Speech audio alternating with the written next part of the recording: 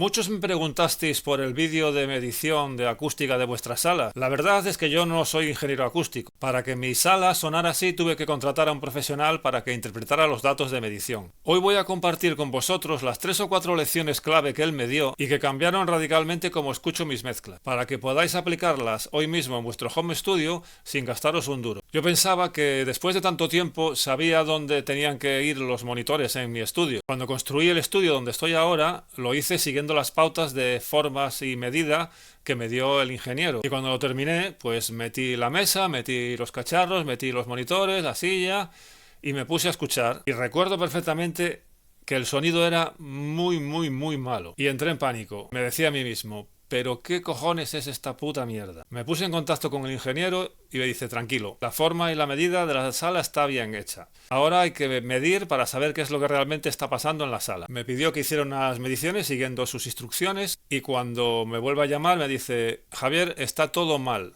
Tienes que mover el setup 1 metro hacia atrás. Me quedé con una cara de gilipollas que flipas. La movida es que después de medir yo mismo con el programa Ref, los datos no mentían. Yo pensaba que con mover los monitores 10 centímetros hacia adelante o hacia atrás pues sería suficiente, pero qué va. Él me explicó que por la forma y las medidas la sala tiene una cosa que se llaman los modos. Básicamente son puntos de la sala donde el sonido se vuelve loco. Son puntos en los que se solapan reflexiones aumentando o disminuyendo ciertas frecuencias. Pero hay un sitio exacto, esto sucede en todas las salas, hay un sitio exacto donde esos problemas son menos críticos. Cada sala lo tiene en un punto distinto, depende de la medida y de la forma de las salas. Es lo que llaman el sweet spot, el punto dulce de la sala, que es donde tienes que poner tu silla, que es donde mejor se va a escuchar, hagas lo que hagas. Es matemática pura. Con los datos de medición que yo le pasé, él me marcó un punto en el plano donde tendría que ponerme yo y donde tendría que posicionar los monitores. Porque luego cada monitor es un mundo.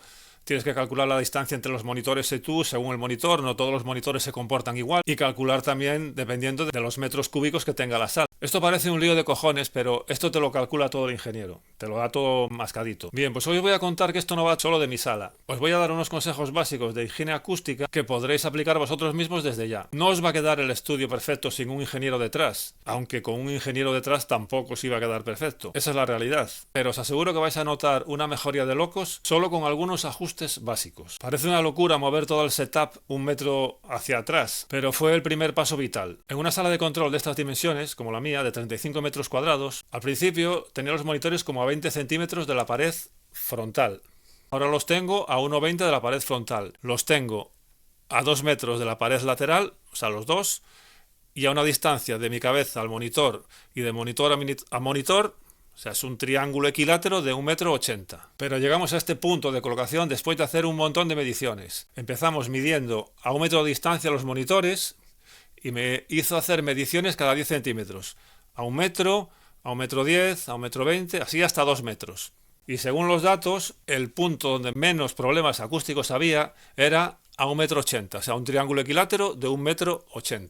Y así los tengo puestos ahora. De aquí podéis sacar el primer consejo. Poner vuestros monitores formando un triángulo equilátero entre vuestra cabeza y los monitores e intentar que estén lo más centrados en la sala. Al sonido le gusta la simetría. Hacia las paredes se concentran más los modos, son puntos más problemáticos. Y también decir que las salas más grandes suelen tener menos problemas acústicos y además suelen ser más fáciles de arreglar y sobre todo más baratos de arreglar. Una vez que ajustamos la posición de los monitores y el punto de escucha, el siguiente paso no fue comprar material estándar acústico. El ingeniero fue muy preciso en esto. Indicó el tamaño y el grosor exacto que debían tener los paneles que yo mismo debía fabricar. Cada panel se diseñó para responder a las necesidades específicas de cada medición. No pusimos paneles al azar, fue bastante quirúrgico. Hacíamos una medición, colocábamos unos paneles estratégicos y corregíamos un punto de la acústica. Y volvíamos a medir. Repetíamos este ciclo una y otra vez. Tras cada ajuste, la cosa iba mejorando cada vez más. Ver cómo los problemas se resolvían uno a uno fue bastante increíble. Cada paso me sacaba una sonrisa porque la sala empezaba a sonar sencillamente increíble. El grosor de cada panel dependía directamente del problema que tratábamos de corregir. Si la medición detectaba un aumento de graves en una zona, necesitábamos una profundidad específica para que el material pudiera afectar realmente a esa frecuencia. Así que tuve que fabricar paneles con diferentes masas y profundidades, siempre buscando que la absorción fuera realmente efectiva donde la sala presentaba problemas. Mi consejo es que no intentéis replicar lo que veis en otros estudios sin medir primero.